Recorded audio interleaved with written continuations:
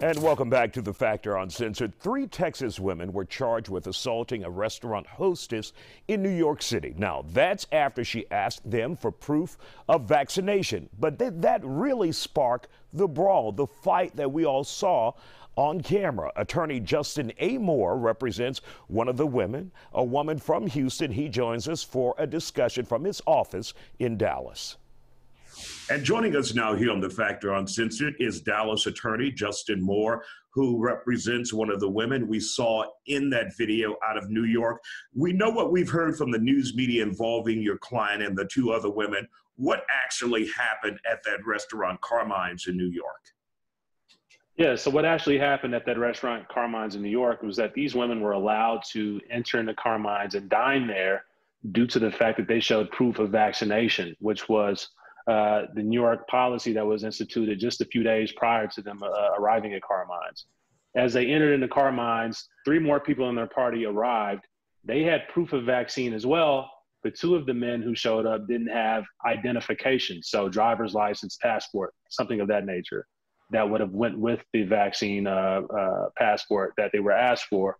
When the women found out that these men didn't have their ID and that they needed to go back to their hotel, they all agreed that they were going to go back to the hotel with these men and find somewhere to dine closer to the hotel. As they were leaving, a manager from Carmine's went out to retrieve the women and the rest of the party and say, hey, it's okay. You guys all have proof of vaccine. Come on back in to dine with us. It's okay. So they didn't want to lose the customers. They didn't want to lose the customers, and they had proof of vaccine. So as they're going back in, this hostess, who allegedly there was some back and forth between her and the 3 women prior, brushed past them quickly. And you see this on video surveillance footage. She brushed by the women quickly. She made a remark under her mask.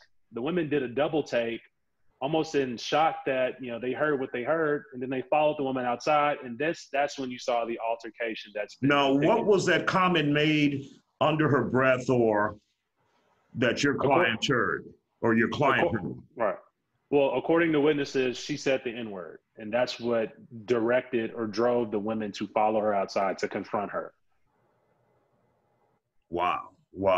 So what are you hoping to get? Obviously, your client was arrested along with the other women or cited. What's the next step for your client? Right now, we got to figure out what claims that she might have against Carmine's in regards to a civil rights lawsuit. We know that an employee of Carmine's, an agent of Carmine's, did hurl some racist slurs towards a customer. Now, this may provide her the ability, I'm talking about Dr. Rankin, the ability to sue Carmine's for a civil rights violation. We have to investigate these claims. Evidence is still coming out day by day. Carmine's is releasing things bit by bit due to public pressure. So, we're still investigating the claim.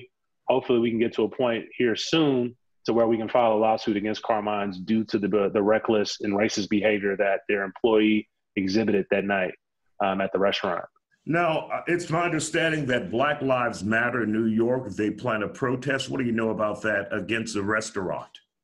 Yes, they had a protest yesterday in support of the women who were called the N-word. And we think this is consistent with Black Lives Matter around the country. They come to the aid and the support of Black folks who get harassed and discriminated against in this country. And that's basically what they did on Monday.